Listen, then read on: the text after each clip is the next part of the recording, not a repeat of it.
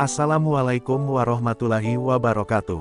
Halo sahabat, kali ini saya membawakan cerita yang membuat kalian menangis dan gemas mendengarnya.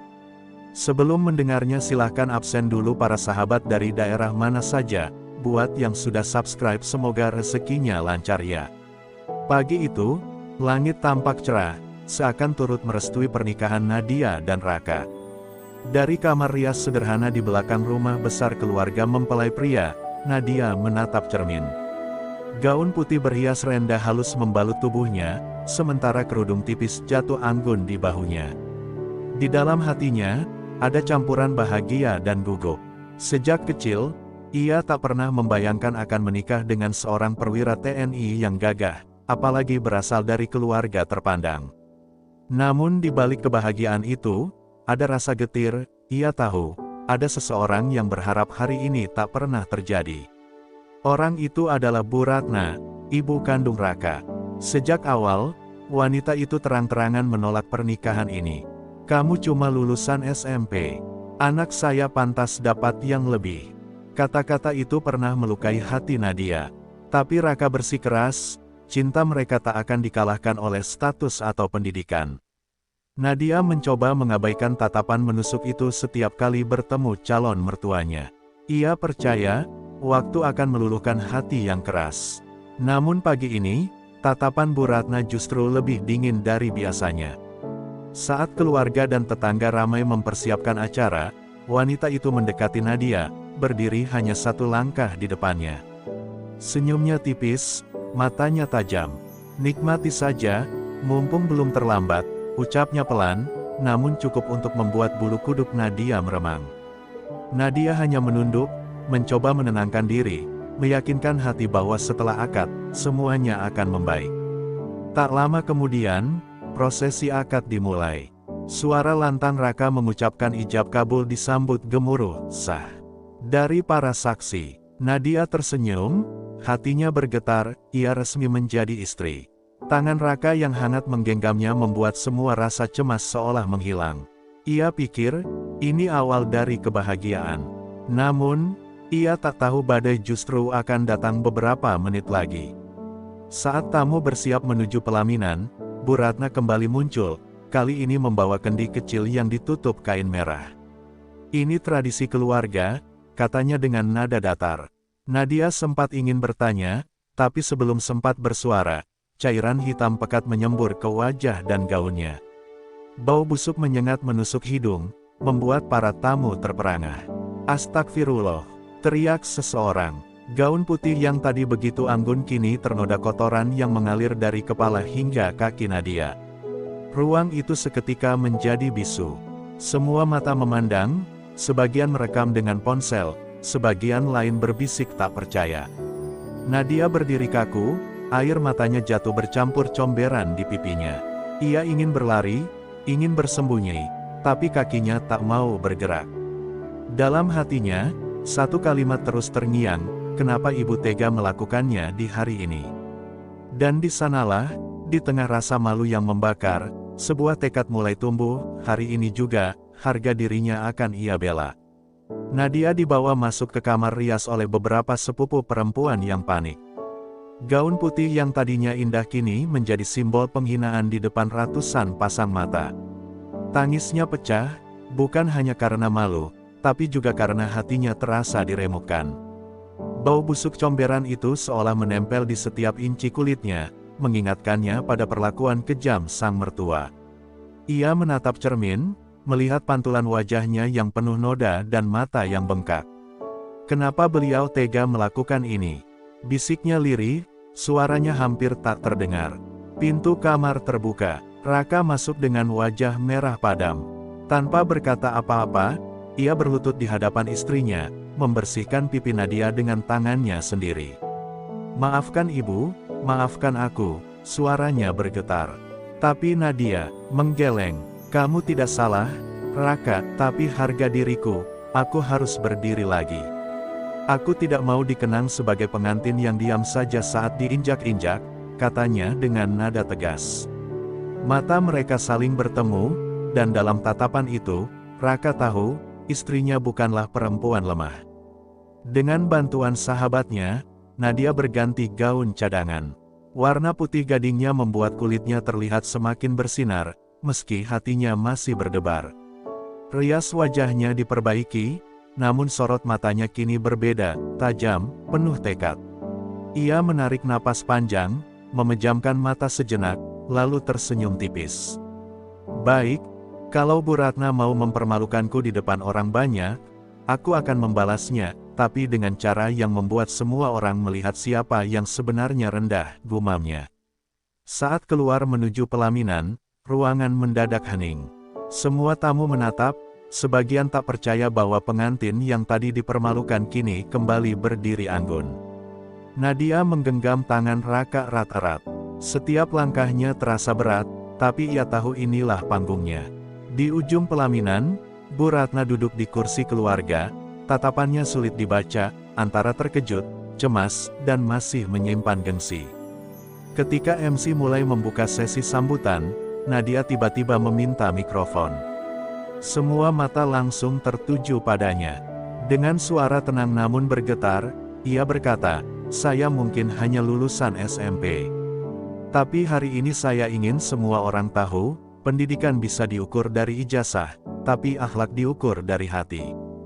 Dan saya berjanji, saya akan menjaga keluarga ini, bahkan jika ada yang tidak menginginkan saya di sini." Suara tepuk tangan pecah, sementara Bu Ratna mulai gelisah di kursinya. Nadia tahu, ini baru permulaan. Suasana di ruangan masih riuh oleh tepuk tangan tamu. Namun di dalam hati Nadia, badai belum mereda. Ia tahu, kata-katanya tadi hanya permulaan, balasan sesungguhnya harus membuat semua orang, termasuk Bu Ratna, melihat siapa yang benar-benar rendah dan siapa yang pantas dihormati. Raka, yang duduk di sampingnya, menggenggam tangan istrinya erat, memberi isyarat bahwa apapun yang ia lakukan, ia akan mendukungnya. Kesempatan itu datang ketika sesi sambutan keluarga dimulai. MC memanggil Bu Ratna untuk memberikan pesan dan doa bagi kedua mempelai. Bu Ratna berjalan pelan menuju mimbar, mencoba menjaga wibawanya meski tatapan tamu menusuk dari segala arah. Saat berdiri di depan mikrofon, ia tersenyum tipis, mulai bicara tentang kebanggaan pada anaknya, tanpa menyebut nama Nadia sama sekali. Tamu-tamu mulai berbisik, menyadari dinginnya sambutan itu. Nadia berdiri dari kursinya, melangkah ke arah mimbar. "Maaf, Bu, boleh saya tambahkan sedikit?" ucapnya sopan. Tanpa menunggu jawaban, ia berdiri di sisi Bu Ratna, memegang mikrofon. "Hari ini adalah hari terindah saya, atau seharusnya. Tapi saya percaya, keluarga yang baik akan saling menjaga. Dan karena saya yakin kita adalah keluarga, saya ingin memberi hadiah istimewa untuk Ibu." Pandangan semua orang terarah ke mereka, suasana menegang. Seorang sahabat Nadia membawa sebuah kotak besar yang telah ia siapkan. Kotak itu berisi foto-foto kenangan Raka sejak kecil hingga dewasa, dirangkai indah dengan tulisan, "Terima kasih telah melahirkan pria terbaik dalam hidupku." Tamu-tamu tersentuh, beberapa menghela napas haru. Nadia menyerahkan kotak itu dengan kedua tangan sambil berkata, "Saya mungkin tidak sempurna di mata Ibu, tapi saya akan berusaha mencintai Ibu seperti saya mencintai Raka." Tangis Bu Ratna pecah di hadapan semua tamu. Rasa bersalah membanjiri hatinya, mengingat bagaimana ia mempermalukan Nadia hanya karena status pendidikan. Tepuk tangan tamu menggema, kali ini bukan hanya untuk pengantin, tapi untuk keberanian seorang menantu yang membalas hinaan dengan kemuliaan hati. Di pelaminan, Raka memeluk istrinya erat. Ia tahu, hari itu, Nadia bukan hanya memenangkan cintanya, tapi juga memenangkan harga dirinya. Setelah momen di pelaminan itu, suasana pernikahan berubah drastis. Tamu-tamu yang sebelumnya sibuk berbisik kini memuji keberanian dan ketulusan Nadia. Senyum mereka tulus, bahkan beberapa orang tua menepuk pundaknya sambil berbisik, "Kamu perempuan kuat, Nak." Tapi di sisi lain, Bu Ratna duduk terdiam, matanya sembab, pikirannya penuh kilasan kejadian beberapa jam lalu, saat tangannya sendiri yang menyiramkan comberan ke gaun pengantin menantunya. Raka mendekat kepada ibunya. "Bu, Nadia tidak pantas menerima itu. Kalau Ibu ingin melindungi keluarga, caranya bukan dengan merendahkan orang lain, ucapnya pelan namun tegas.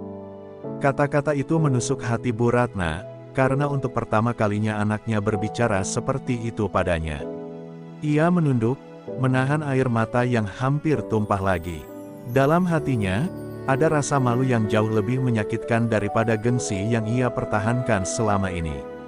Di tengah acara, Nadia datang menghampiri dengan senyum kecil. "Bu, ayo kita foto bersama. Saya mau simpan kenangan indah ini." Nada suaranya tulus, seolah semua yang terjadi sudah ia maafkan.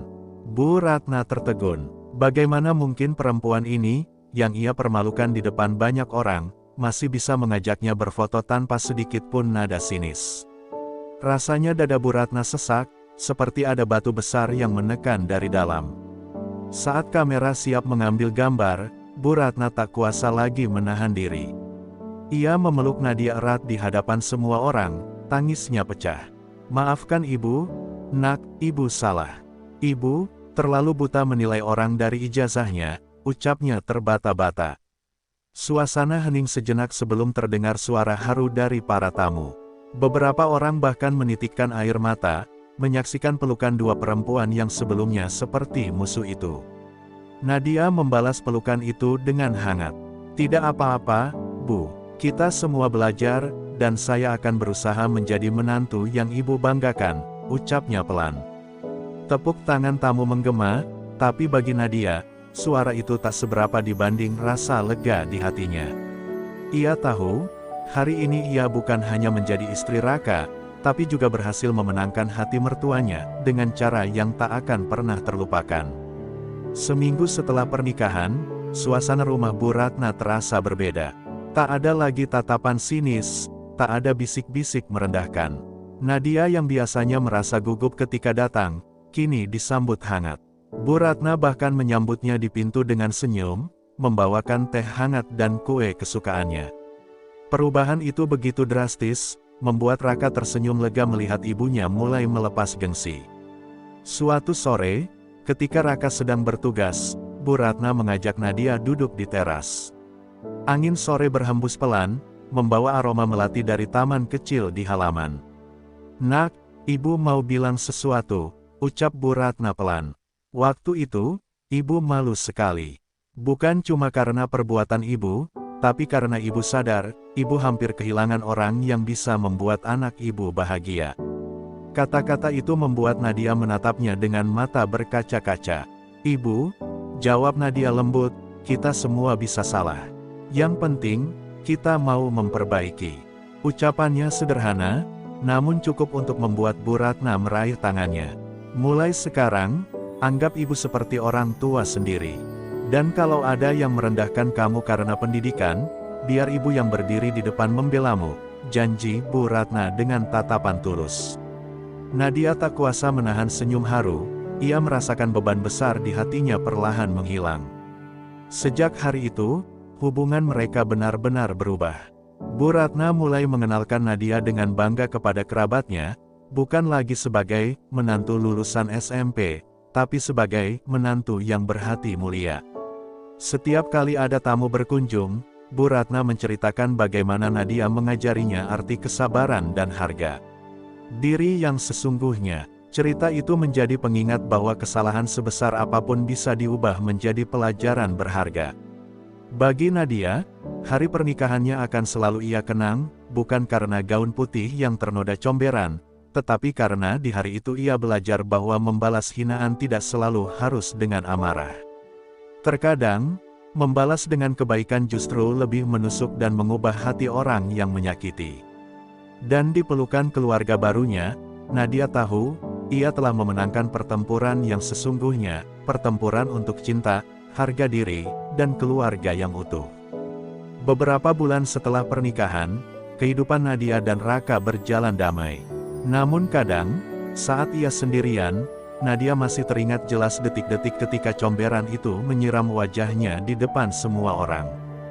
Bau busuknya mungkin sudah lama hilang, tapi kenangannya masih membekas di hati. Bukan sebagai luka yang mematahkan, melainkan sebagai pengingat betapa kuatnya ia berdiri di hari itu.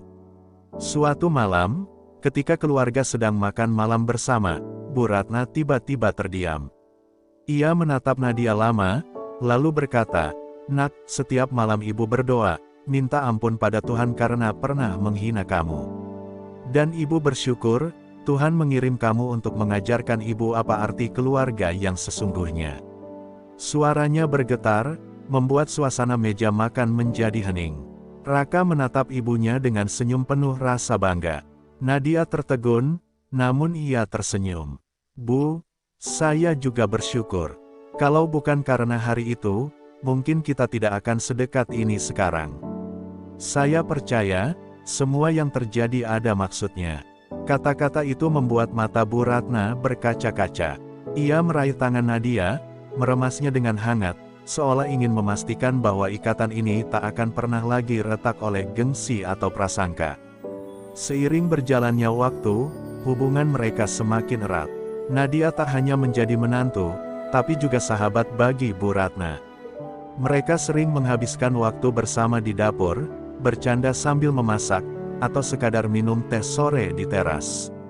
Para tetangga yang dulu ikut berbisik saat peristiwa memalukan itu kini justru memuji kedekatan mereka, tak pernah menyangka bahwa luka sedalam itu bisa berubah menjadi kasih sayang. Bagi Nadia, kisahnya adalah bukti bahwa harga diri tak diukur dari gelar atau status, melainkan dari cara kita memperlakukan orang lain, bahkan mereka yang pernah menyakiti kita. Dan di setiap malamnya, ia selalu berdoa, bukan lagi untuk membalas dendam, melainkan untuk menguatkan cinta dan ikatan keluarga yang telah diperjuangkannya dengan air mata, kesabaran, dan hati yang tulus. 3 bulan setelah hubungan mereka membaik, Nadia menerima kabar bahwa ia dan Raka diundang ke acara reuni keluarga besar pihak Bu Ratna. Awalnya ia ragu, mengingat masih ada beberapa kerabat yang dulu ikut meremehkannya. Namun Bu Ratna sendiri yang memintanya hadir. "Kali ini, ibu yang akan berdiri di depan membela kamu," katanya dengan nada yakin. Perkataan itu memberi Nadia kekuatan, meski di hatinya ada rasa cemas. Hari acara tiba. Gedung megah itu penuh dengan kerabat jauh, sebagian menatap Nadia dengan rasa penasaran. Beberapa di antaranya melontarkan komentar samar yang bernada merendahkan. "Itu menantu yang cuma lulusan SMP, kan?" bisik seorang perempuan parubaya. Nadia mendengarnya, tapi ia memilih tersenyum. Ia sudah belajar dari masa lalu, diam dengan kepala tegak adalah jawaban terbaik. Saat sesi perkenalan keluarga dimulai, Bu Ratna berdiri di podium. Suaranya lantang, penuh kebanggaan. "Inilah menantu saya, Nadia. Dia mungkin tak punya gelar tinggi, tapi ia punya hati yang lebih besar dari siapapun yang saya kenal. Kalau hari ini keluarga kita masih utuh, itu karena kesabarannya." Ruangan hening, lalu disusul tepuk tangan. Nadia terkejut, matanya berkaca-kaca. Ia tak pernah menyangka Bu Ratna akan memujinya di depan banyak orang. Seusai acara, beberapa kerabat yang dulu meremehkannya mendekat, meminta maaf dan mengakui kesalahan mereka. Salah seorang bibi bahkan memeluknya sambil berbisik, "Kamu beruntung punya mertua yang mau berubah." Tidak semua orang seberani Ibu Ratna. Nadia tersenyum, hatinya hangat. Ia tahu, luka lama benar-benar mulai sembuh. Malam itu, sebelum tidur, Nadia memandang Raka yang terlelap di sampingnya. Ia teringat betapa panjang perjalanan mereka, dari comberan yang menghina, hingga tepuk tangan yang memuliakan. "Terima kasih, Tuhan," bisiknya, "karena Engkau mengubah luka menjadi doa, dan doa menjadi keluarga yang kuat." Lalu ia memejamkan mata, yakin bahwa apapun ujian berikutnya, mereka akan menghadapinya bersama. Kehidupan Nadia dan Raka kembali diuji ketika sebuah kabar tak sedap mulai beredar di lingkungan keluarga besar. Seseorang menyebarkan gosip bahwa Nadia menikah dengan Raka hanya demi harta, dan kini mulai mengatur semua keuangan rumah tangga.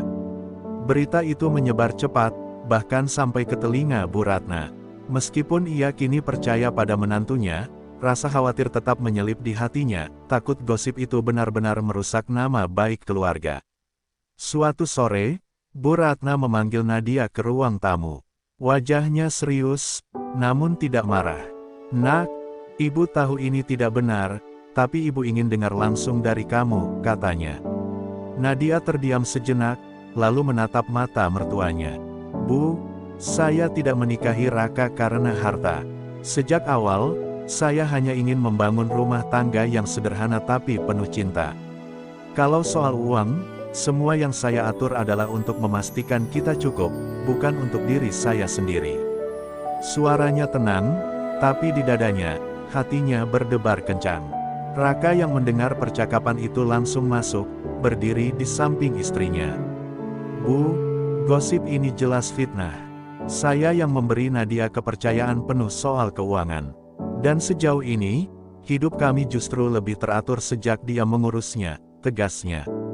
Ucapan itu membuat Bu Ratna menarik napas lega, dan rasa percaya yang ia bangun selama ini semakin kokoh.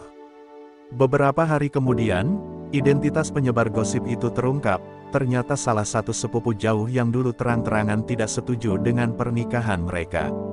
Tanpa ragu, Bu Ratna memanggil seluruh keluarga untuk berkumpul. Di hadapan semua orang, ia berdiri dan berkata, siapapun yang mencoba menjatuhkan menantu saya, sama saja melawan saya. Tatapannya tajam, membuat sang penyebar fitnah menunduk malu. Bagi Nadia, pembelaan itu lebih berarti daripada 1000 permintaan maaf.